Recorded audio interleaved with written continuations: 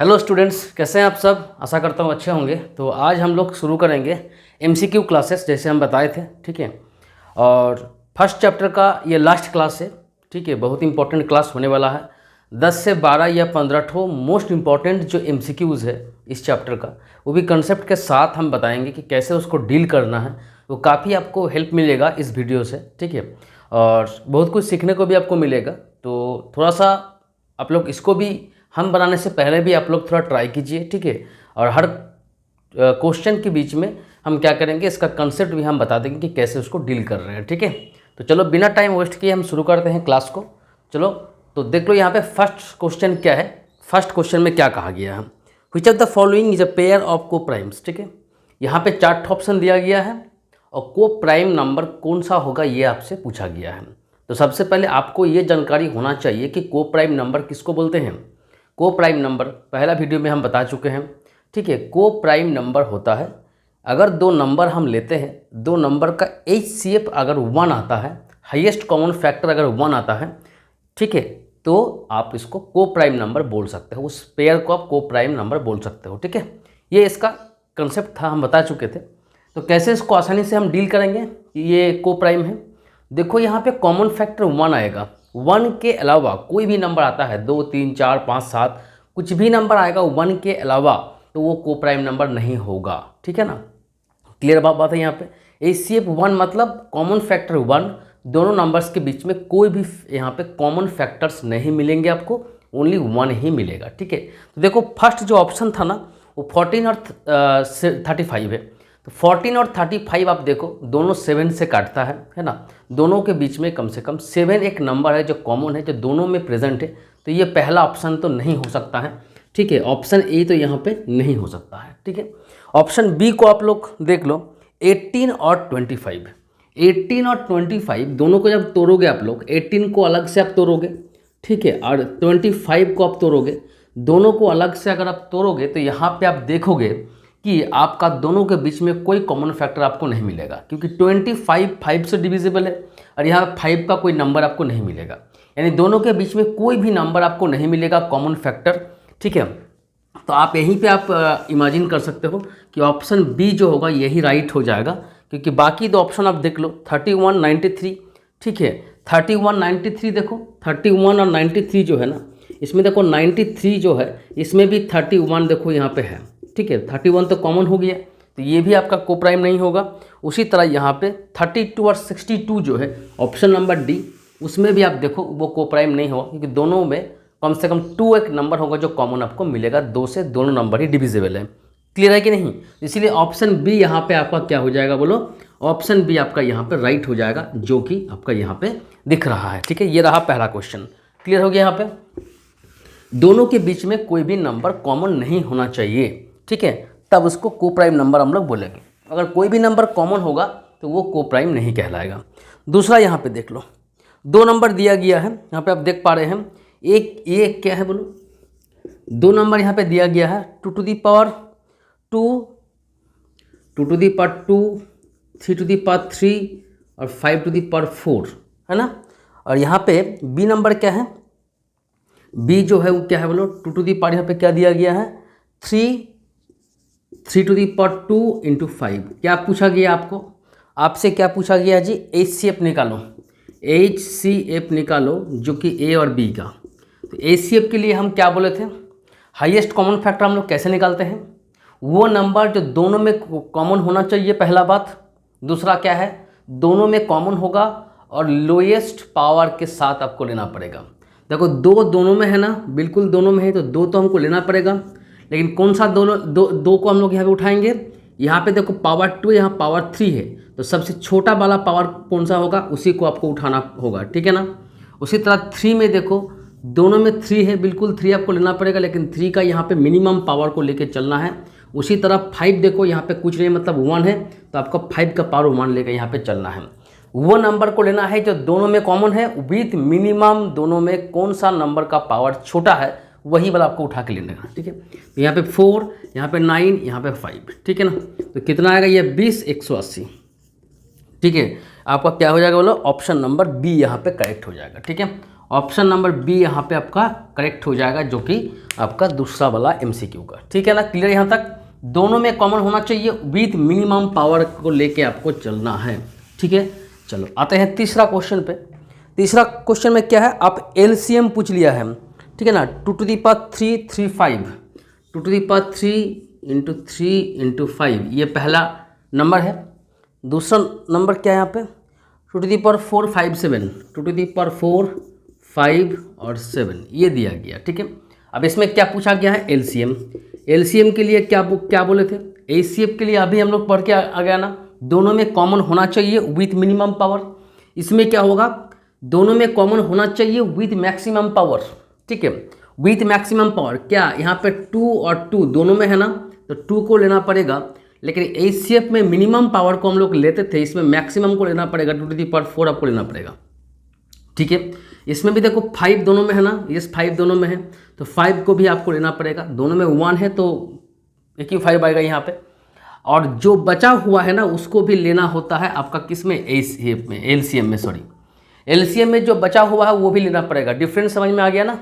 HCF आसान है, कुछ नहीं है। एचसीएफ जो अभी बना के आए हम लोग, दूसरा जो क्वेश्चन था उसमें से इतना था कि दोनों में कॉमन होगा, वही नंबर को उठाएंगे विथ मिनिमम पावर। ठीक है, लोएस्ट पावर। इसमें क्या होगा, दोनों में जो कॉमन होगा उसको उठाएंगे विथ हाईएस्ट पावर। ठीक है, प्लस बाकी जो टर्म्स बचा हुआ है जो मैचिंग नहीं आपको मिल रहा है। ठीक है, ये दोनों में मैचिंग था विथ मैक्सिमम पावर। एचसीएफ होता तो मिनिमम पावर को लेते। ठीक है, दोनों में कॉमन है विथ, यहाँ पे सेम पावर है तो सेम होगा।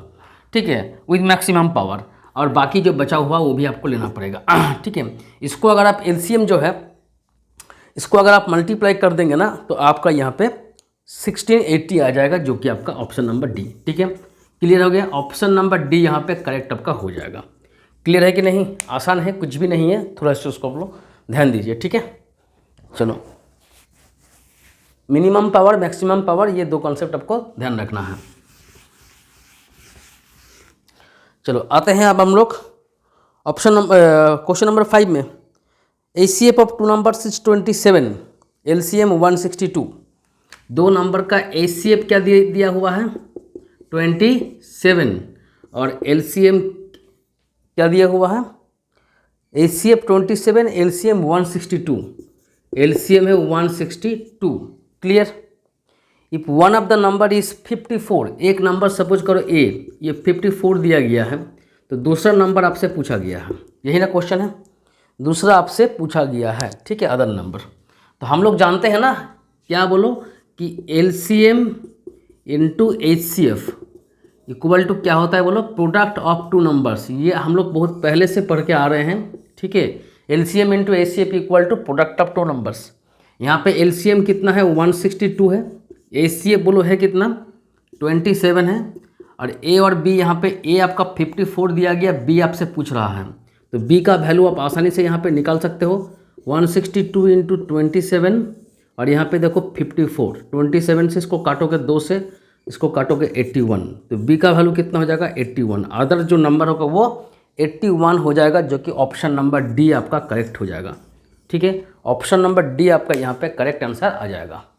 बोलो समझ में आ रहा है कि नहीं, कुछ भी यहाँ पे टफ नहीं है, तो सब प्रैक्टिस आपको करना होगा, बाकी ये क्वेश्चन आपको आसान है। ठीक है, क्लियर। इसी फॉर्मूला से आपका निकल जाएगा HCF into LCM equal to product of 2 numbers. चलो क्वेश्चन नंबर देखो यहाँ पे, next question, the product of 2 numbers is 1600, है ना, 2 नंबर मान के चलो, 1600 प्रोडक्ट आप दे चुका है, और एचसीएफ है 5, एचसीएफ क्या है बोलो, 5 है। ठीक है ना, आपसे पूछा गया कि एलसीएम निकालो, सेम क्वेश्चन है, एलसीएम आपसे पूछा गया है। ठीक है, तो सेम हम लोग जानते हैं कि HCF into LCM equal to product of 2 numbers. HCF 5 है, एलसीएम आपसे पूछा गया है। ठीक है, और यहाँ पे प्रोडक्ट ऑफ 2 नंबर कितना होगा, 16। तो एलसीएम आप सीधा यहाँ से क्या कर सकते हो बोलो, आप यहाँ पे 5 से इसको डिविजिबल कर सकते हो, 5 3 ज़ा 15 2 ज़ा। ठीक है, तो आपका जो एलसीएम आ जाएगा ना, वो क्या आएगा, 320, जो कि आपका यहाँ पे ऑप्शन नंबर सी में दिखा हुआ है। सी आपका यहाँ पे करेक्ट हो जाएगा। ठीक है, सेम क्वेश्चन है, सिर्फ फॉर्मूला सही आपका बनेगा। ये फॉर्मूला आपको याद रखना है कि product of two numbers equal to HCF into LCM होता है, ठीक है। बाकी आप यहाँ से बना सकते हो। क्लियर? बस ऐसा ही क्वेश्चन आपको एग्ज़ाम में देखने को मिलेगा और एग्ज़ाम में सिर्फ ऐसा ही क्वेश्चन आता है, ठीक है। तो इसमें कोई ये नहीं है, इसको थोड़ा सा आपको ध्यान देना पड़ेगा, ठीक है। चलो, कॉन्सेप्ट सब क्लास में हम ले चुके हैं, थोड़ा सा प्रैक्टिस भी कर लेंगे तो आसान रहेगा, ठीक है। चलो, नेक्स्ट क्वेश्चन क्या है? Which of the following is an irrational number. बोलो, इरेशनल नंबर कौन सा होगा, ठीक है। बस ऐसा ही क्वेश्चन में आपको थोड़ा सा कन्फ्यूजन क्रिएट होता है, तो इसलिए थोड़ा सा ध्यान से इसको आपको बनाना। बहुत पसीना यहाँ पे छूट रहा है। चलो, following is an irrational numbers. देखो, पहला जो ऑप्शन है ना, ये सब ध्यान से थोड़ा सा देखना पड़ेगा। 22/7 और दूसरा ऑप्शन में क्या दिया गया है? 3.1416, 3.1416। ऑप्शन सी में क्या दिया गया है? 3.1416, जो कि सब में बार दिया गया है। और डी में यहाँ पे क्या दिया गया है? 3.14, 3.14, 114, 1114, इस तरह से आपका जा रहा है ना। चलो, अब पूछा गया क्या कौन सा इरेशनल नंबर होगा, कौन सा आपका इरेशनल है। देखो, इस क्वेश्चन को बनाने के लिए आपको चारों हम यहाँ पे क्या करते हैं, ऑप्शंस को डील कर देते हैं। सबसे पहला ऑप्शन जो ए 22/7, मैक्सिमम लोग इसको टिक मार के आ जाते हैं कि यही इरेशनल है, क्योंकि हम लोग जानते हैं कि पाई का वैल्यू 22/7 और ये पाई, इसको पाई आदमी समझ लेता है और इसको टिक कर देता है। ये मैक्सिमम केस में ऐसा होता है, लेकिन आपको हम बता दें ये गलत है, ठीक है। 22/7 जो है ये पाई का वैल्यू नहीं है। ये पहला या दूसरा क्लास में हम बता चुके हैं, ये पाई का वैल्यू नहीं है। ये हम लोग कैलकुलेशन के लिए, आसानी के लिए इसको यूज कर लेते हैं, लेकिन ये पाई का वैल्यू नहीं है। ये P/Q के फॉर्म में लिखा हुआ है। ये एक रैशनल नंबर है, इरेशनल नहीं है। ओनली पाई लिखा रहेगा तो इरेशनल, लेकिन 22/7 लिखा रहेगा तो रैशनल, ठीक है ना। ये पहले हम बोल चुके, ये ऑप्शन ए नहीं हो सकता है, ठीक है। ऑप्शन बी में देखो, ये तो एक नॉर्मल सा नंबर है। ये ना टर्मिनेटिंग, नहीं सॉरी, ना यहाँ पे रिपीट हो रहा है ना कुछ हो रहा है। ये नॉर्मल सा नंबर है। इसका पॉइंट को हटाएंगे तो नीचे क्या आएगा? 1 के बाद 4 डिजिट आएगा, जो कि P/Q के फॉर्म में लिखा हुआ है। ये भी रैशनल है, तो ये भी ऑप्शन नहीं हो सकता है। इसमें भी आप देख लो, इसका मतलब क्या होता है पता है आपको? इसका मतलब होता है 1416 के ऊपर बार दिया गया है। इसका मतलब यही 1416 बार बार रिपीट हो रहा है। टर्मिनेट तो होगा नहीं, लेकिन क्या होगा, एक नंबर यहाँ पे दिख रहा है जो कि रिपीट है। तो हम लोग जानते हैं कि रैशनल नंबर का 2 पार्ट था, एक टर्मिनेटिंग एंड नॉन टर्मिनेटिंग। ये जो नॉन टर्मिनेटिंग वाला पार्ट है ना, इसमें आप देख लो, ये एक पर्टिकुलर नंबर ही रिपीट हो रहा है, इसीलिए ये रैशनल में आएगा। बार वाला जो नंबर होता है वो रैशनल में ही आता है, ठीक है ना। ये पहले हम बोल चुके हैं कि रिपीट एक मैनर में होगा, एक सिस्टमेटिक वे में रिपीट होगा, तो वो क्या हो जाएगा? रैशनल नंबर का कौन सा कैटेगरी में आएगा? रैशनल नंबर का वो आपका नॉन टर्मिनेटिंग और रिपीटिंग या रिकरिंग डेसिमल में आएगा, जो कि एक रैशनल नंबर का ही पार्ट होता है, ठीक है। लेकिन इस नंबर को अगर गौर करोगे, पहले 14, 114, 114, यहाँ पे कोई भी एक सिस्टमेटिक वे में रिपीट नहीं हो रहा है। एक पार्टिकुलर नंबर रिपीट बार बार नहीं हो रहा है, यहाँ एक पार्टिकुलर नंबर ही बार बार रिपीट हो रहा था, इसीलिए ये रिकरिंग या आपका रिपीटिंग डेसिमल में आता है, नॉन टर्मिनेटिंग, जो कि रैशनल होता है। लेकिन इसमें कोई भी ऐसा नंबर आपको पैटर्न देखने को नहीं मिलेगा। पैटर्न तो है, लेकिन आपको एक पर्टिकुलर नंबर रिपीट होते हुए आपको नहीं दिख रहा है, इसीलिए क्या होगा? ऑप्शन नंबर डी यहाँ पे आंसर हो जाएगा, जो कि इरेशनल है, ठीक है। इरेशनल नंबर यहाँ पे होगा। क्लियर होगा? क्लियर हो गया होगा? ये आसान है, इसलिए इसको थोड़ा ध्यान देना है। नेक्स्ट यहाँ पे सिंपल दिया गया है कि बताओ पाई क्या है। बस जब भी पाई आएगा, पाई इज आपका सिंपल यहाँ पे दिखना है, ये एक इरेशनल है। पाई का यहाँ पे इरेशनल आपको बोलना पड़ेगा, ठीक है। चलो, नेक्स्ट यहाँ पे क्या देख रहे हो?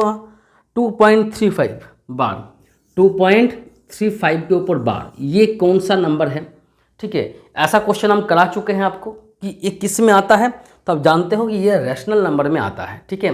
ऐसा क्वेश्चन आपको हम करा चुके हैं, ठीक है। कैसे इसको बनाते हैं आपको भी आइडिया होगा, आपको भी आइडिया होगा कि कैसे इसको हम लोग बनाते थे। बोलो, 35 बाई यहाँ पे 99, ठीक है ना, क्लियर है। अच्छा, उसके बाद यहाँ पे 99 एलसीएम ले लेंगे और 98 प्लस यहाँ पे 35, ठीक है। 233 बाई 99 पी बटा क्यू के फॉर्म में यहाँ पे लिख पा रहे हैं, मतलब ये क्या होगा, रैशनल कैटेगरी में आएगा, ठीक है ना, रैशनल का कैटेगरी में यहाँ पे आएगा, क्लियर। तो ये शॉर्टकट में आपको हम सिखा चुके थे कि कैसे इसको बनाते हैं, तो आप लोग भी आपको भी जानकारी होगा कि ये आपका रैशनल में आता है, ठीक है। चलो नेक्स्ट यहाँ पे आप देख पा रहे हो कि देखो ये जो नंबर का जो पैटर्न यहाँ पे आप देख पा रहे हो ना, 2.13 113 113, बस वैसा ही नंबर है यहाँ पे आप देख पा रहे हो, जो कि कोई पर्टिकुलर नंबर रिपीट नहीं हो रहा है, ठीक है ना। एक पर्टिकुलर नंबर बार बार वही नंबर आएगा तो वो रैशनल में आएगा, लेकिन कोई क्रम कोई ऑर्डर फॉलो नहीं होगा, कोई पर्टिकुलर नंबर बार बार रिपीट नहीं होगा तो वो इरेशनल में आएगा। तो नेक्स्ट क्वेश्चन का आंसर बिल्कुल इरेशनल है, ठीक है। नेक्स्ट क्वेश्चन का आंसर बिल्कुल आपको इरेशनल ही यहाँ पे मिलेगा। चलो नेक्स्ट क्वेश्चन यहाँ पे आप लोग देख लीजिए, 3.24 636363, ठीक है ना, ये यहाँ पे देख लो 3.24 उसके बाद 636363, यहाँ पे आप देख पा रहे हो ये 24 के बाद जो नंबर है ना ये रिपीट में आता है, यानी बस यही नंबर बार बार रिपीट हो रहा है, तो बिल्कुल ये रैशनल में ही आएगा, ठीक है। ये रैशनल में ही आएगा कि यही वाला नंबर बार बार रिपीट हो रहा है।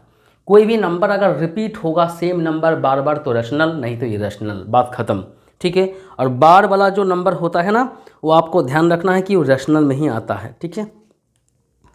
चलो नेक्स्ट यहाँ पे, हाँ, द नंबर 1.732 ये क्या होगा, रैशनल की इरेशनल। ये बिल्कुल एक रैशनल होगा, सिंपल एक नंबर है, यहाँ के पी बाई क्यू के फॉर्म में लिख सकते हैं, है ना। Option number B is correct. बहुत कोई क्या करेगा, मनी मन कुछ ज़्यादा ही सोच लेगा कि ये तो होता है √3 का वैल्यू, √3 तो इरेशनल होता है, तो ये भी क्या होगा, एक इरेशनल होगा, और आदमी गलत करके आ जाता है, ठीक है। आपको एज्यूम नहीं करना है, ठीक है। पाई का वैल्यू 22/7, √3 का वैल्यू ये सब आपको यहाँ पे एज्यूम नहीं करना है। √3 का जो वैल्यू आता है ना 1.732 में कंप्लीट नहीं होता है और आगे ये बढ़ता है, ठीक है ना, तब जाकर के आप इरेशनल बोल सकते हो, लेकिन जब टर्मिनेट हो जा रहा है यहाँ पे तो ये एक रैशनल में ही काउंट होगा, ठीक है। चलो क्लियर हो गया। तो बस इतना ही क्वेश्चन था जो कि मोस्ट इम्पॉर्टेंट था, बाकी क्वेश्चंस आसान होता है, आप बना लेंगे, ठीक है। तो ये RS अग्रवाल बुक का था कुछ क्वेश्चंस जो हमको अच्छा लगा, हमको लगा कि ये आपको बोलना चाहिए, सिखाना चाहिए, तो हम डिस्कस क्लास में कर दिए। नेक्स्ट क्लास में हम लोग चैप्टर 2 में जाएंगे, ठीक है। नेक्स्ट क्लास आपका चैप्टर 2 जो कि पॉलिनोमियल है, बहुत ही इंपॉर्टेंट क्लास होगा और बहुत ही बारीकी से हम चीज़ों को समझाएंगे, तो आप लोग थोड़ा सा क्लास को अटेंड कीजिएगा और साथ साथ में आप लोग वीडियो को शेयर, सब्सक्राइब और लाइक भी थोड़ा कर दीजिएगा, बाकी दोस्तों के साथ इसको शेयर भी कर दीजिएगा। पढ़ाई करते रहिए। चलिए मिलते हैं नेक्स्ट क्लास में।